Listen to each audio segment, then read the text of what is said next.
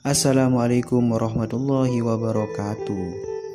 Halo teman-teman, ketemu lagi kita di Kisah Islami AK7. Semoga kalian sehat selalu dan berada di taufik hidayah Allah Subhanahu wa Ta'ala. Kali ini kita akan bercerita lagi tentang salah seorang soleh yang hidup di zaman Nabi Sulaiman alaihi salam. Bagaimana ceritanya? Yuk kita simak bersama-sama.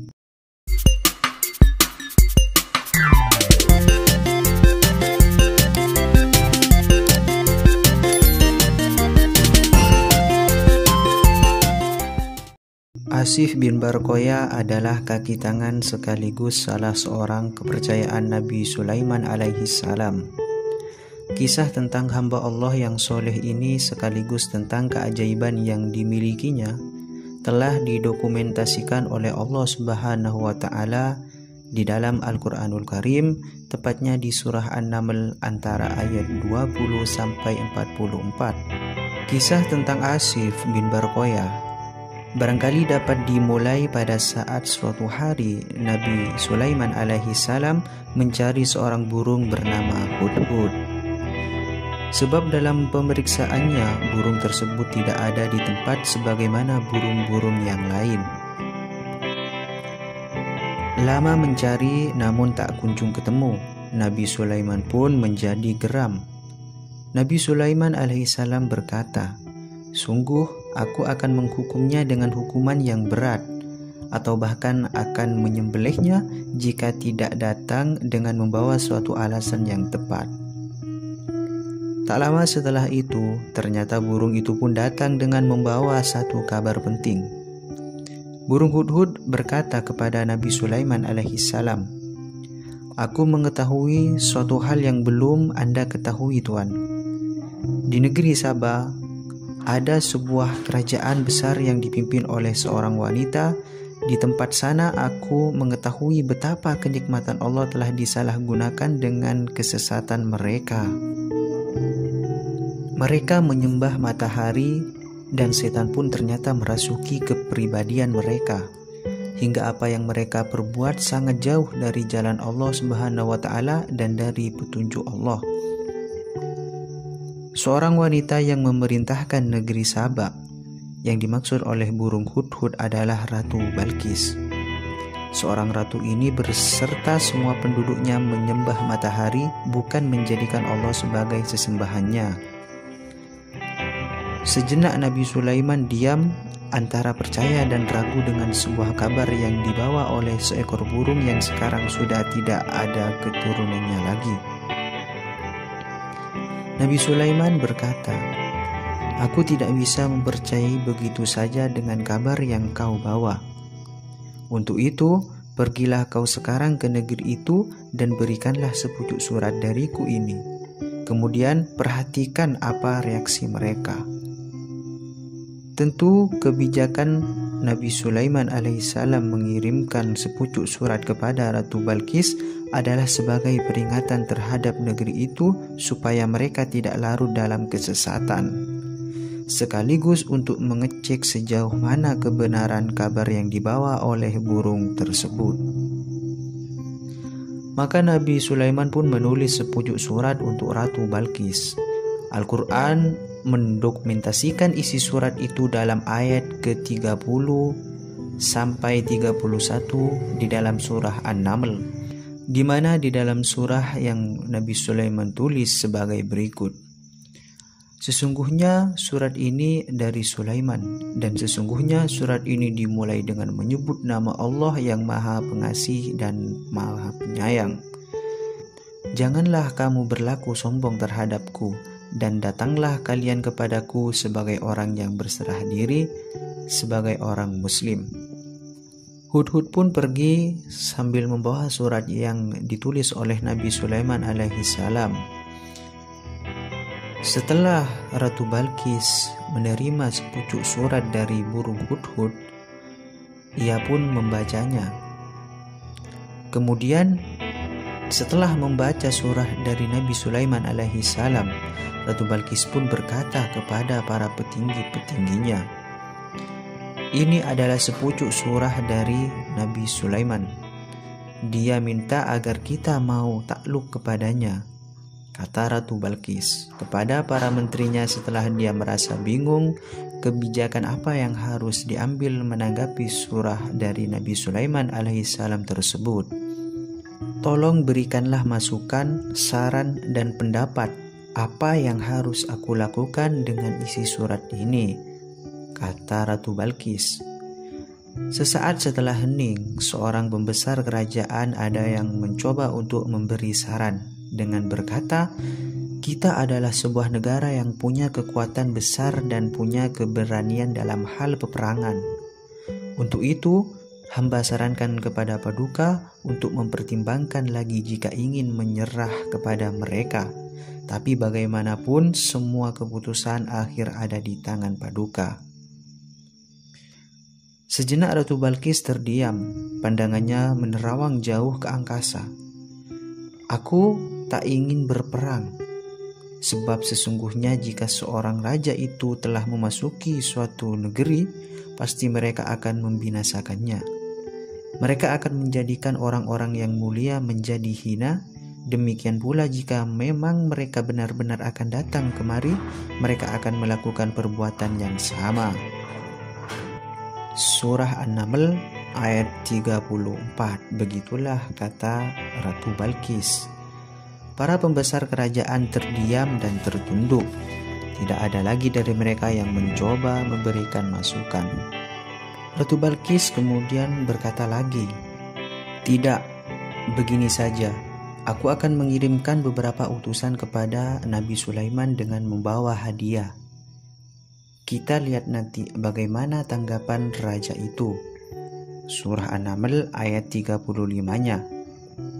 Semua setuju. Maka berangkatlah beberapa utusan dengan membawa beberapa hadiah sekaligus harapan semoga Nabi Sulaiman akan mau menerimanya.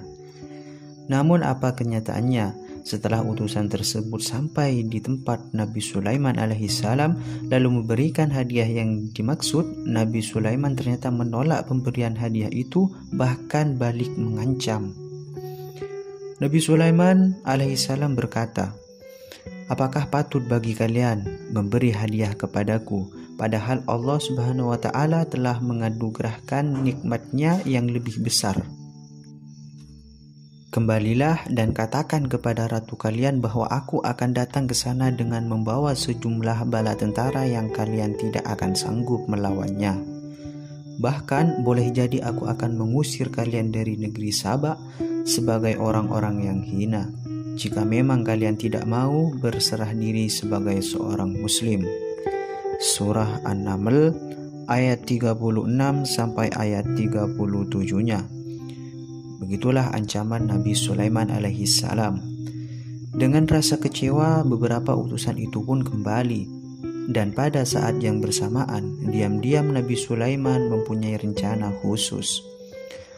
Nabi Sulaiman alaihissalam bertanya kepada para petinggi-petinggi Nabi Sulaiman, "Wahai para pembesar, siapakah di antara kalian yang sanggup membawa singgasana Ratu Balqis ke sini sebelum dia datang kepadaku sebagai orang yang berserah diri?"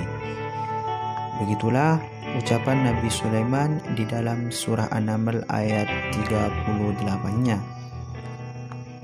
Bukan main, sungguh suatu rencana yang tidak masuk akal.